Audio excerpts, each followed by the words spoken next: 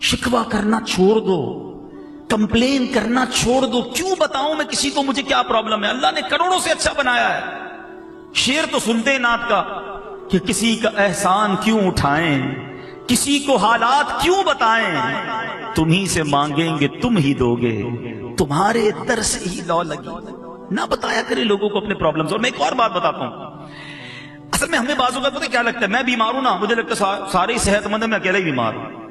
किसी का कारोबार डाउन हो जाए उसको लगता है मेरा ही बेड़ा गर्क हो गया, बाकी तो सभी हंस रहे थे। मैं दावत में गया यार, सभी चमक रहे थे हैं, मुझे लगा मेरा तो कारोबार तबाह हो गया, सब करोड़पति हो गए हैं। अच्छा, किसी की शादी में गए, उसकी शादी में सज धज देखी तो बंदा समझता है यार ये तो सारे ही तरक्की कर रहे हैं, मैं ही टेंशन में हूं। ऐसा नहीं है। मैं अंदर की बात बता रहा हूं। जिंदगी की जो गाड़ी है ना, वो मसाइल के पहियों पर ही चलती है। दुनिया में कोई ऐसा नहीं है जिसके साथ कोई दुख नहीं है। और हमारी जॉब ही यही है, हम शख्सियात से, लोगों से मिलते ही रहते हैं। आप यकीन करें, कभी कभी किसी अरबोपति शख्स से मिलने जाते हैं ना, उसका बंगला आप देखो, उसकी गाड़ी देखो, उसकी फैमिली, उसके हजारों नौकर, और जब वो जाते हैं तो कहते हैं थोड़ा अकेले में बात करनी है। और जो अकेले में जाके वो अपना मसला बताता है ना, यकीन करें दिल लरस जाता है कि यार कितना दुखी है। दुनिया की इतनी दौलत है इसके पास, मगर इसकी फैमिली में कितनी बड़ी तकलीफ है, कितनी बड़ी बीमारी है उसको। हम ये समझते हैं कि सारे लोग खुश हैं, ऐसा नहीं है। प्रॉब्लम्स रहेंगे जिंदगी में, आजमाइश के बगैर जिंदगी नहीं गुजरती। मगर हमेशा आजमाइश में अल्लाह का शुक्र अदा करना, सब्र करना, क्योंकि रब ने तुम्हें करोड़ों से अच्छा बनाया है। जी हां, जितने लोग इस हॉल में बैठे हैं ना, और जो मुझे सुन रहे हैं, मैं एक दावा करने जा रहा हूं, एक क्लेम करने जा रहा हूं कि आप जितने लोग यहां पर हैं, अल्लाह ने मुझे और आपको करोड़ों से अच्छा भी बनाया है। और करोड़ों लोग मेरी और आप जैसी जिंदगी गुजारने की तमन्ना भी रखते हैं। हो सकता है कोई मेरा भाई बैठा हो जो कहे यार मौलाना साहब कैसी बात कर रहे हो, मैं तो किराए के घर में रहता हूं, इतना सारा तो कर्जा है, इतनी सारी बीमारियां हैं फैमिली में, और आप कहते हैं मेरी जैसी लाइफ गुजारने की तमन्ना रखते हैं। जी जनाब, आई प्रूफ इट, मैं प्रूफ करूंगा इसको। अल्लाह ने तुम्हें जैसा बनाया है ना, करोड़ों लोग ऐसी जिंदगी का ख्वाब देख रहे हैं। सबसे पहली बात तो आज मौसम की कर लेता हूं। अच्छी खासी सर्दी पड़ रही है कराची में, ठीक है ना। हम सब अंदर आए हैं, दरवाजा बंद हो गया इसलिए ठंड कम है, मगर सब ने गर्म कपड़े पहने हैं। आज भी हमारे वतन में कई लोग ऐसे हैं जिनके पास गर्म कपड़े नहीं है। हमने जुराबे पहनी हैं, उनके पास फटी हुई जुराबे हैं, जुराबे पहनने के लिए नहीं। मैं और आप घर जाएंगे ना, गर्म बिस्तर इंतजार कर रहा है, लिहाफ है मेरे और आपके पास। कई लोग ऐसे हैं जो फुटपाथ पर सो रहे हैं, नहीं है लिहाफ उनके पास। एक लिहाफ में दो दो तीन तीन लोग बेचारे ठठर के सोते होंगे। मैं और आप आज दोपहर का खाना खा चुके हैं, अभी भी लाखों लोग ऐसे हैं जिन्होंने आज दोपहर का खाना नहीं खाया। हम सारे पैदल चलकर इस दरवाजे से अंदर आए हैं। कई ऐसे हैं जिनके पास पैर ही नहीं है, हम हाथ से खाते हैं। कई ऐसे हैं जिनको नालियों से खुराक दी जा रही है। मैं और आप अपने वॉशरूम में जाकर इजीली फारिग हो जाते हैं। कई लोग ऐसे हैं जो अपना यूरिन भी पास नहीं कर सकते।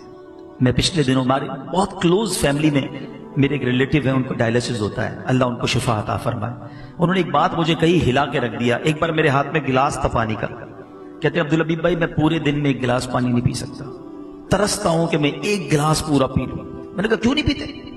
कहते मुझे डॉक्टर ने कहा एक गिलास से कम पानी पीना, एक से ज्यादा पी लोगे तो डायलिसिस में प्रॉब्लम हो जाएगी। यार मैं सोचता रह गया।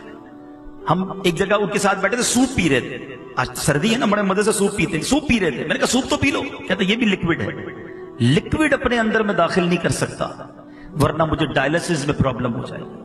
आप सोचो तो सही यार, अल्लाह की नेमतें कितनी है हमारे पास।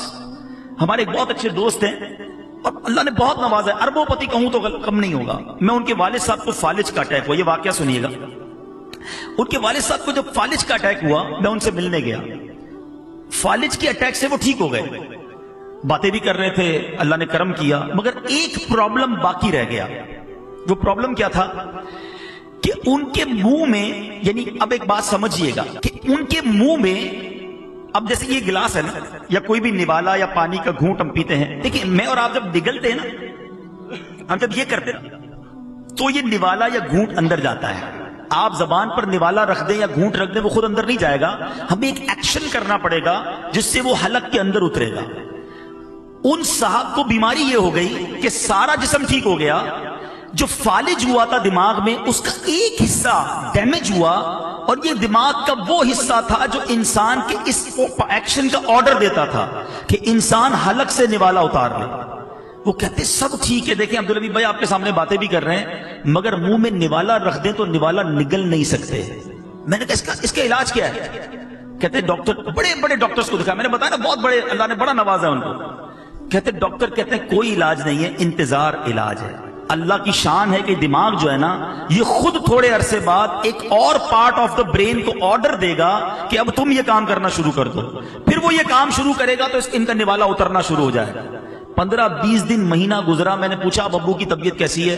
کہہ رہے ابو بالکل ٹھیک ہو گئے، نوالا اترنا شروع ہو گیا ہے۔ یار آپ سوچیں کہ میں اور آپ جو ہر نوالا کھا رہے ہیں، ہر گھونٹ پی رہے ہیں، اس میں اللہ کی کتنی بڑی نعمت ہے ہمارے ساتھ۔ لوگ نوالا نہیں اتار پا رہے جن کو یہ بیماری ہے۔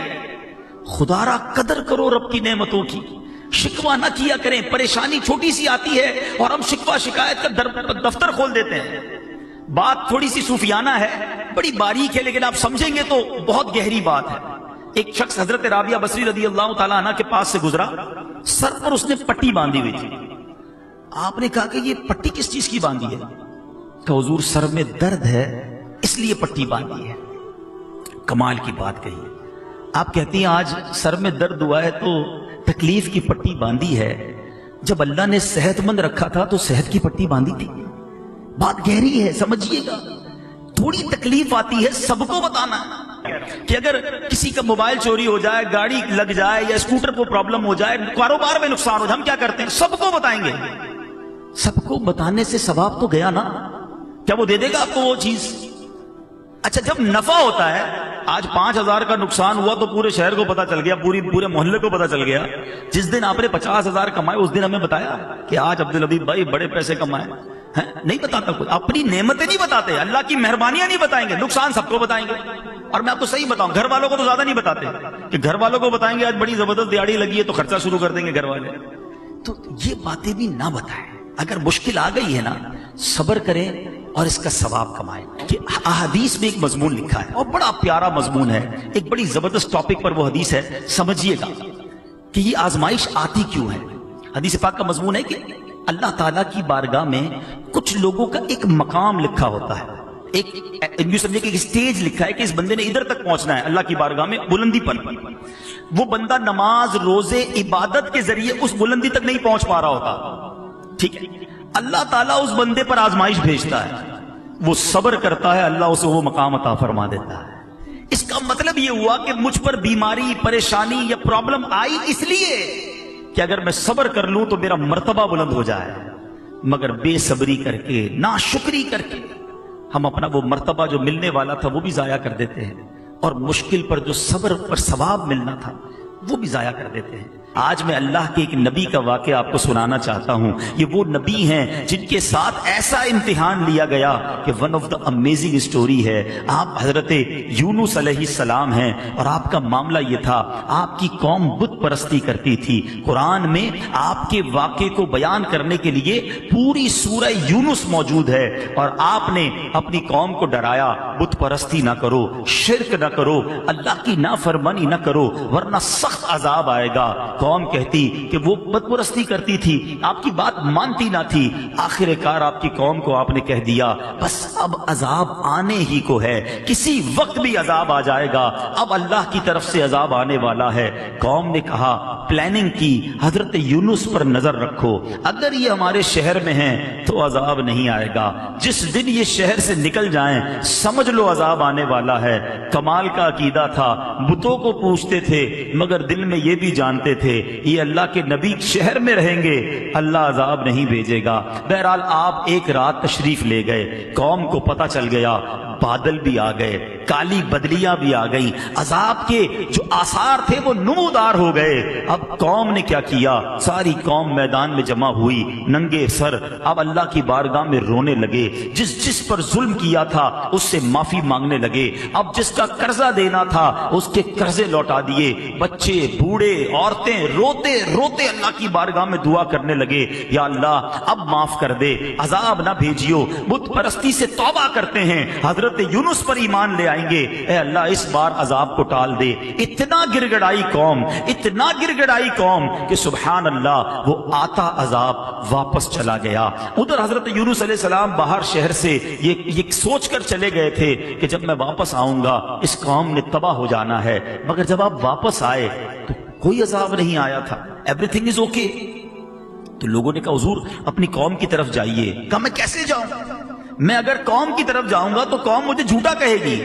اچھا ان کو یہ نہیں پتا تھا کہ قوم نے توبہ کر لی ہے اور حضرت یونس پر ایمان لانے کی نیت بھی کر لی ہے. ادھر حضرت یونس سمجھ رہے ہیں کہ میں اگر شہر میں چلا گیا تو انہوں نے تو مجھے قتل کر دینا ہے کہ تم جھوٹے ہو، تم نے کہا تھا اللہ کا عذاب آئے گا، عذاب آیا نہیں کیونکہ آپ کو یہ حکم مل چکا تھا کہ عذاب آ رہا ہے.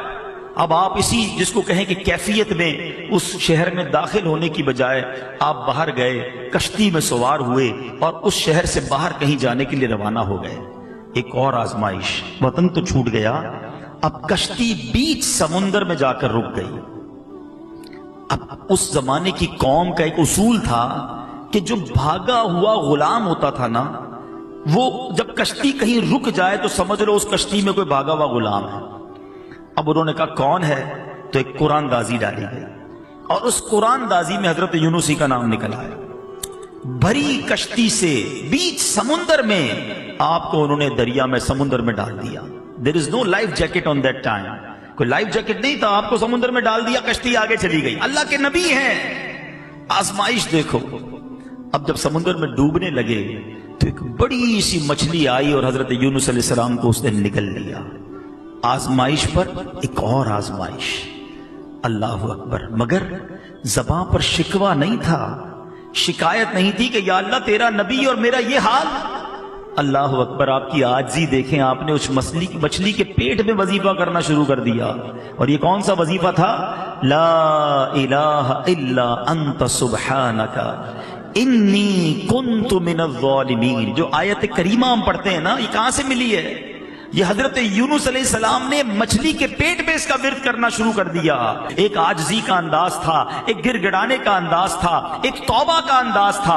آپ پڑھتے رہے، مچھلی کے پیٹ میں رہے، کئی دن مچھلی کے پیٹ میں رہے. اس مچھلی نے آ کر کنارے پر آپ کو اگل دیا. اب جب آپ کنارے پر آئے، کمزور ہو چکے تھے، جلد بھی آپ کی بالکل نرم ہو چکی تھی، کھڑے ہونے کی بھی ہمت نہ تھی. اللہ کی شان دیکھیں، اللہ نے وہاں ایک کدو کی جو بیل تھی، ایک چھوٹا سا پودا آپ کے قریب اگ گیا، اسی سے آپ کو خوراک ملی، انرجی ملی، صحت ملی. اور کچھ دنوں کے بعد جب اپنے شہر آپ واپس آئے تو لوگوں نے آپ کو بڑی عزت کے ساتھ ویلکم کیا، آپ پر ایمان لائے اور ہنسی خوشی وہ زندگی گزارنے لگے. میرے میٹھے اسلامی بھائیوں، یہ واقعہ میں نے کسی سٹوری بک سے نہیں سنایا، یہ واقعہ میں نے آپ کو کسی ناول سے نہیں سنایا. یہ واقعہ قرآن مجید فرقان حمید میں اللہ تبارک و تعالی نے بیان کیا. مگر بدقسمتی یہی ہے کہ ہم جو ہے قرآن کو پڑھتے نہیں ہیں. چنانچہ سورہ یونس کی اگر آپ تلاوت کریں 11 پارے میں یہ سورہ ہے، 97 98 99 آیت میں یہ واقعہ بڑی پیار سے بڑی تفصیل سے موجود ہے.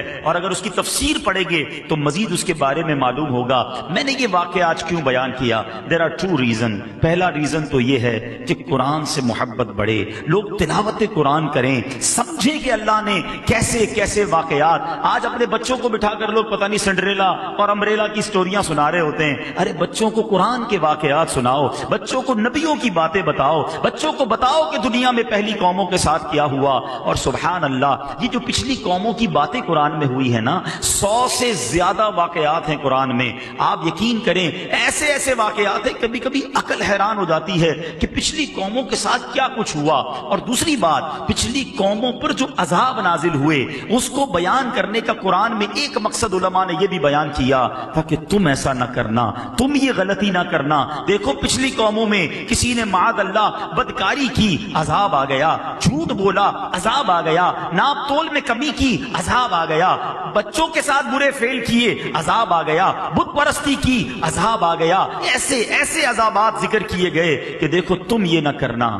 مگر آج ہم قرآن پڑھتے ہی نہیں ہیں تو سمجھیں گے کیسے کہ کیا کیا نہیں کرنا ہے. بدقسمتی سے اگر آپ یقین کریں، تھورلی دیکھیں نا، تو پچھلی قوموں نے جو ایک ایک گناہ کیا، ایک ایک غلطی کی اور عذاب آ گیا نا، آج ہمارے اندر وہ ساری غلطیاں نظر آ رہی ہیں. یہ تو یقین کریں ہم نبی پاک کے امتی ہیں، یہ سرکار علیہ الصلوۃ والسلام کا کرم ہے کہ ہم پر اس طرح آسمانی عذاب نازل نہیں ہو رہا. لیکن دیر از اے ڈے، ایک دن تو ہے نا جس دن جواب دینا ہے.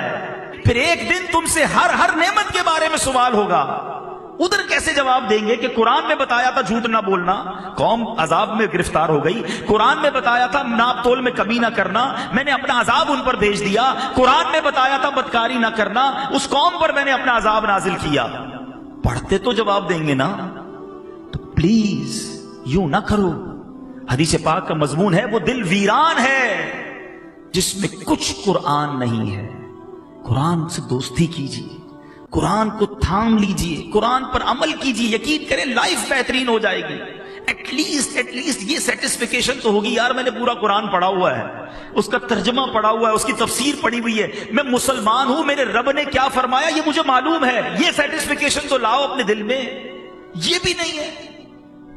ایسی کیسی زندگی ہے کہ ہم اس طرح قرآن سے دور زندگی گزار رہے ہیں مسلمان ہوتے ہوئے.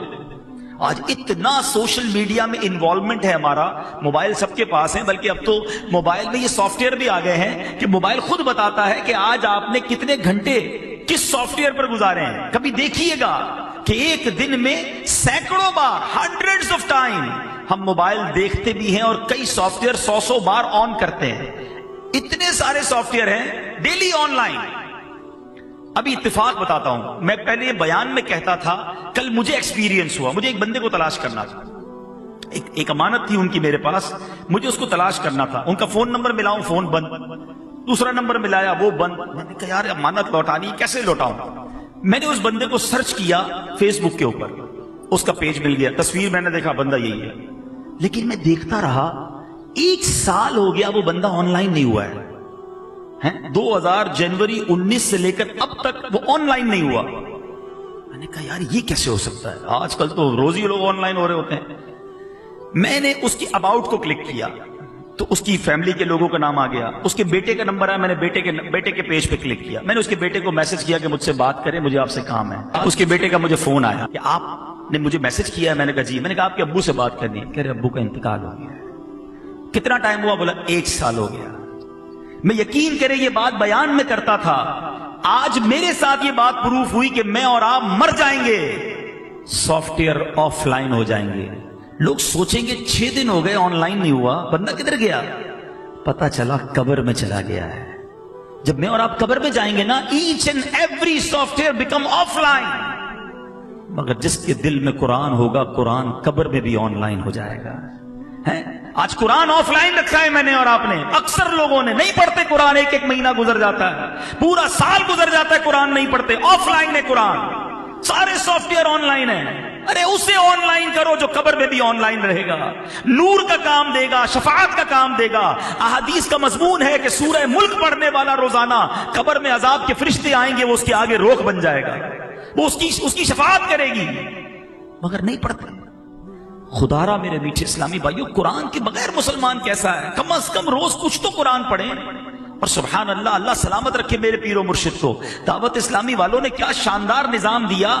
ایٹ لیسٹ کم از کم روزانہ 3 قرآن پاک کی آیتیں ترجمہ اور تفسیر کے ساتھ پڑھ لیں. یہ مدنی انعام امیر اہل سنت نے دے دیا. 3 آیتوں کا ٹائم نہیں ہے یار. پورے قرآن میں سے روز کی 3 آیتیں پڑھیں گے تو تھوڑا تھوڑا تھوڑا کر کے کہیں تو پہنچ جائیں گے. اچھا، پھر اس کے لیے آج کی آسان اردو زبان میں شاندار تفسیر قرآن دعوت اسلامی نے ہمیں دے دی. تفسیر قرآن صراط الجنان، ویری ایزی اردو. اچھا، پھر 10 جلدوں میں ہے، اس کی اپلیکیشن بنا دی. نہیں خرید سکتے بھائی، اپلیکیشن فری میں ڈاؤن لوڈ کر لو، روز اسی سے تھوڑا تھوڑا پڑھ لو. اچھا، ہمیں پھر یہ باتیں آنے لگی کہ ہم سننا چاہتے ہیں، پڑھنا چاہتے ہیں، اردو آتی نہیں پڑھنا. ہمارے پاس دوسرے ملکوں سے میسج آنے لگے تو پھر الحمدللہ اس کی آڈیو ریکارڈنگ کرانا شروع کر دی. اور آج اللہ کی رحمت سے بہت ساری صورتیں تفسیر قرآن آڈیو میں موجود ہے، اس کی کلپس وائرل ہونا شروع ہو گئے. پھر بھی ہم قرآن سے دور ہیں. انڈرسٹینڈ کریں پلیز. آج نیت کر کے جاؤ. بے شک یہ شادی کی محفل ہے، مگر کاش یہ میری اور آپ کی زندگی کا ایک ٹرننگ پوائنٹ بن جائے کہ from the now on word, آج سے لے کر آگے زندگی تک میں روز قرآن پڑھوں گا. ارے یار، ایسا دن کیسا کہ آج پورے دن میں قرآن کو آنکھوں نے دیکھا نہیں، کانوں نے قرآن سنا نہیں، زبان نے کچھ قرآن پڑھا نہیں. نیت کرو میں سوؤں گا نہیں جب تک میری آنکھیں کچھ قرآن نہ دیکھ لیں، میری زبان کچھ قرآن نہ پڑھ لے، میرے کان کچھ قرآن سن نہ لے۔ اور اب دوسری بات جو اس واقعے سے سننی ہے، اور اس کے بعد میں اپنے بیان کو ختم کروں گا، کہ حضرت یونس علیہ السلام کے اس واقعے سے سیکھنا کیا ملا؟ صبر۔ کیسا صبر تھا! آپ سوچیں، اللہ کے نبی ہیں، وطن چھوٹا، کشتی سے پانی میں ڈال دیا گیا اور مچھلی نے پیٹ میں نگل لیا، ان تمام باتوں کے باوجود زباں پر شکوہ نہیں تھا۔ مگر آج چھوٹی چھوٹی تکلیف پر، چھوٹی چھوٹی آزمائش پر زبان پر شکوے ہیں، شکایتیں ہیں، اللہ نے کچھ دیا ہی نہیں، میں تو پیچھے رہ گیا۔ آج کل تو ایک عجیب معاملہ یہ کہ کسی سے طبیعت پوچھو نا، کیا حال ہے بھائی، سب ٹھیک ٹھاک ہے؟ اب اس کے بعد بندہ خود ہی شرمندہ ہو رہا تھا، نہ ہی پوچھتا تو اچھا تھا۔ ارے بھائی کچھ بھی ٹھیک نہیں ہے، اتنی شکایتیں، اتنے شکوے، طبیعت بھی صحیح نہیں ہے، کاروبار بھی ڈاؤن ہے، مارکیٹ بھی ڈاؤن ہے، فیملی میں بھی پریشانی ہے۔ مجھے بتاؤ، آپ نے کسی کو یہ ساری باتیں بتائیں، کیا وہ حل کر دے گا؟ آپ کا کاروبار ٹھیک کر دے گا، چیک بنا دے گا، لو بھائی 2 ملین روپے، کاروبار اچھا کر لو؟ صحت اچھی نہیں ہے، کیا وہ ڈاکٹر ہے جو فوری طور پہ آپ کا علاج کر؟ کچھ بھی نہیں کرے گا وہ۔ آپ کا ثواب چلا گیا، جو صبر کا ثواب تھا نا، وہ آپ نے ضائع کر دیا۔ انفارچونیٹلی قرآن سے ہم بہت دور ہو گئے۔ اس بات کو یوں سمجھیے کہ ایک بوڑھی خاتون ایک گاؤں میں رہتی تھی، اور اس کا بچہ باہر بیرون ملک کمانے کے لیے گیا۔ ماں بیمار تھی، غریب تھی، علاج کے پیسے بھی نہیں تھے، کھانے پینے کے پیسے بھی نہیں تھے۔ بیٹا ہر مہینے خط لکھتا، ماں کے پاس اینولپ آتا، ماں اسے کھولتی، ارے میرے لال کا خط آیا ہے۔ بیچاری پڑھی لکھی تھی نہیں، اس خط کو چومتی اور ایک دراز میں رکھ دیتی۔ اگلے مہینے پھر خط آتا، پھر ماں چومتی، میرے لال کا خط آیا ہے، آنکھوں سے لگاتی، پھر اس دراز میں رکھ دیتی۔ ہر مہینے خط ریسیو ہوتا رہا، ہر مہینے دراز میں جاتا رہا۔ ماں کے پاس ماں بیماری بڑھتی گئی، پیسے تھے نہیں، نہ دوائی لے سکی، نہ پراپر خوراک لے سکی۔ اسی بیماری میں ماں کا انتقال ہو گیا۔ جب کفن دفن کرنے لوگ آئے، گھر کی صفائی ہوئی، ایک دراز کھولی گئی، بہت سارے لیٹر نکلے، اور ہر لفافے میں پے آرڈر تھا، منی آرڈر تھا۔ بیٹا ہر مہینے ماں کو رقم بیچتا رہا، مگر ماں پڑھی لکھی تھی نہیں، وہ چوم کر اس خط کو تو رکھتی رہی۔ ہزاروں لاکھوں روپے آ چکے تھے، اسے کیش کروا لیتی، علاج بھی ہو جاتا، خوراک بھی مل جاتی، گھر بھی بن جاتا۔ بیٹا ہر مہینے ماں کو بیچتا رہا، مگر بے پڑی ماں سمجھ ہی نہ سکی کہ یہ خط ہے یا میرے لیے پیسے ہیں۔ سچ بتاؤ، قرآن کو ہم نے کیا کیا ہوا ہے؟ چومتے ہیں، آنکھوں سے لگاتے ہیں، ہر نئے گھر میں قرآن رکھتے ہیں، ہر نئی دکان میں قرآن رکھتے ہیں۔ اس میں کیا کیا خزانہ ہمارے لیے موجود ہے، اس میں کون کون سی نعمت چھپی ہوئی ہے، ہم میں سے کس کو پتا ہے؟ پڑھنے کا ٹائم ہی نہیں ہے، اگر پڑھیں گے نہیں تو اس کی برکتیں کیسے حاصل کریں گے؟ تو حضرت یونس علیہ السلام کا جو میں نے آپ کو قرآنی واقعہ سنایا، یہ میسج دیتا ہے کہ آزمائشیں آئیں گی، پریشانیاں آئیں گی زندگی میں، صبر کرنا، آزمائش پر صبر کرنا، اللہ کی ہر فیصلے پر شکر کرنا، جو دیا اس پر اللہ کا شکر ادا کرتے رہنا۔ قرآن میں رب نے وعدہ فرمایا ہے، تم میرا شکر ادا کرو، میں تمہیں اور عطا فرماؤں گا۔ آپ شکر تو کریں، جو بھی دیا اس پر شکر کریں۔ جو میں نے کہا نا کہ ہم جتنے بھی لوگ بیٹھے ہیں، ہم سے زیادہ پریشان ہیں لوگ، مصیبت میں ہیں۔ ایک بزرگ کے بارے میں آتا ہے، کہیں روڈ پہ جا رہے تھے، پیر میں جوتے نہیں تھے، کہا یا اللہ جوتے ہی نہیں دیے مجھے۔ تھوڑی دیر ہوئی تو برابر سے ایک بندہ نکلا جس کے پیر ہی نہیں تھے، کہا یا اللہ معاف کر دے، مالک پیر تو دیے، تیری مہربانی۔ جب بھی یہ احساس ہونا کہ میں کچھ لوگوں سے پیچھے رہ گیا ہوں، میرے پاس کم ہیں چیزیں، اپنے سے کمتر کو دیکھ لینا، زبان سے شکر نکلے گا۔ نبی پاک علیہ الصلوۃ والسلام کا فرمانے عالی شان ہے، قیامت کے روز اللہ کریم کے عرش کے سوا کوئی سایہ نہ ہوگا۔ پھر فرمایا 3 لوگ ایسے ہوں گے جو اللہ کے عرش کے سائے میں ہوں گے، اور وہ 3 کون ہیں؟ نمبر 1، جو شخص میرے امتی کی پریشانی دور کرے۔ نمبر 2، میری سنت کو زندہ کرنے والا۔ اور نمبر 3، مجھ پر کثرت سے درود پڑھنے والا۔